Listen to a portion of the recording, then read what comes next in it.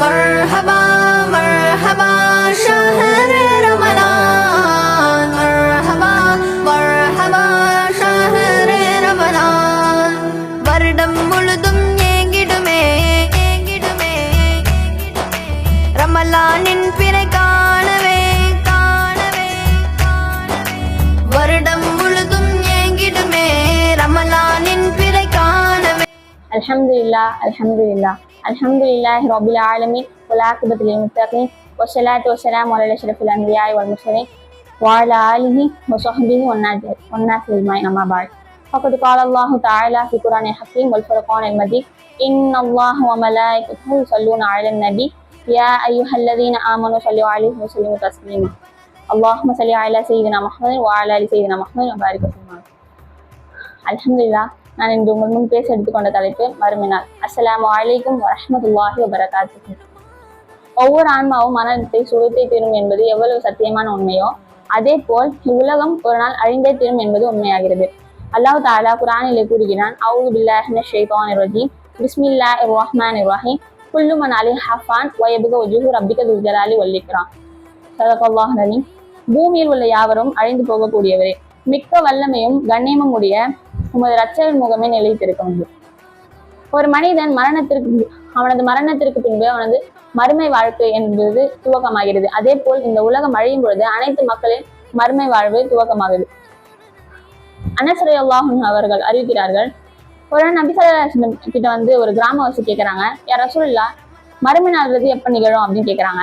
அதுக்கு நபி ஸல்லல்லாஹு அலைஹி வஸல்லம் சொல்றாங்க, மறுமை நாளுக்காக நீங்க நிறைய நல்ல மல்க செஞ்சிருக்கீங்களா அப்படின்னு கேட்கறாங்க. அதுக்கு அந்த கிராமவாசி சொல்றாங்க, இல்லை யா ரசூலுல்லாஹ், நான் அப்படி ஒன்றும் நல்ல மல்க அதிகமா செய்யல, ஆனா நான் செஞ்ச ஒன்னே என் இறைவனையும் இறை தூதரையும் அதிகமா நேசிக்கிறேன் அப்படின்னு சொல்றாங்க.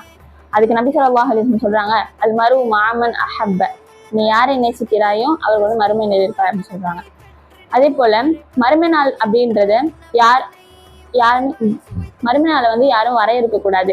அதே மாதிரி மறுமை நாள் அப்படின்றத எந்த ஒரு மனிதரையும் அறிய முடியாது. மறுமை நாளை அறிஞ்சவன் அல்லாஹ்வை தவிர வேற யாருமே கிடையாது. அபூ ஹுரைரா ரலியல்லாஹு அன்ஹு அவர்கள் அறிவிக்கிறாங்க, சூரியன் மேற்கிலிருந்து உதயமாகாத வரை மறுமை நாள் ஏற்படாது அப்படின்னு சொல்றாங்க.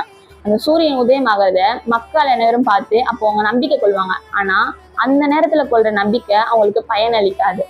அதே போல உங்கள ஒருத்தவங்க உணவெடுத்து அவங்க வாய்க்குள் கொண்டு சென்றிருக்க மாட்டாங்க. ஆனா அதுக்குள்ளே மறுமை நாள்ன்றது ஏற்பட்டுரும் அப்படின்னு நபி ஸல்லல்லாஹு அலைஹி வஸல்லம் முன்னாடியே அறிவிச்சிருக்காங்க. அதே போல ஹுதைஃபா இப்னு உஸைத் ரலியல்லாஹு அன்ஹு சொல்றாங்க, ஒரு நாள் அவங்க எல்லாம் உட்காந்து பேசிட்டு இருக்கும் போது நபி ஸல்லல்லாஹு அலைஹி வஸல்லம் பத்தி கேட்கறாங்க, நீங்க எதை பத்தி பேசிட்டு இருக்கீங்க அப்படின்னு கேட்கறாங்க. அதுக்கு மக்கள் எல்லாம் சொல்றாங்க, இந்த மாதிரி நாங்க உலக அழிவு நாள் பத்தி பேசிட்டு இருக்கோம் அப்படின்னு சொல்றாங்க.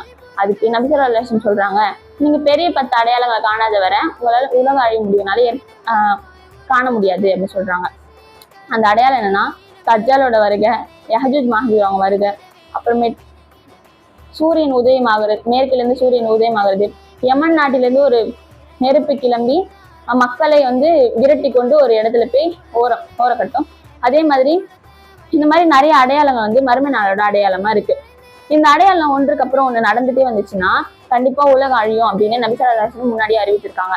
அதே போல மறுமை நாள் அடையாளத்துல ஈசா அலைஹிஸ்ஸலாம் அவங்க வர சமயம் தஜ்ஜாலை வந்து கொலை செய்வாங்க. இஸ்லாமிய மார்க்கெட்ல மக்கள் அனைவரையும் வந்து அழைப்பாங்க.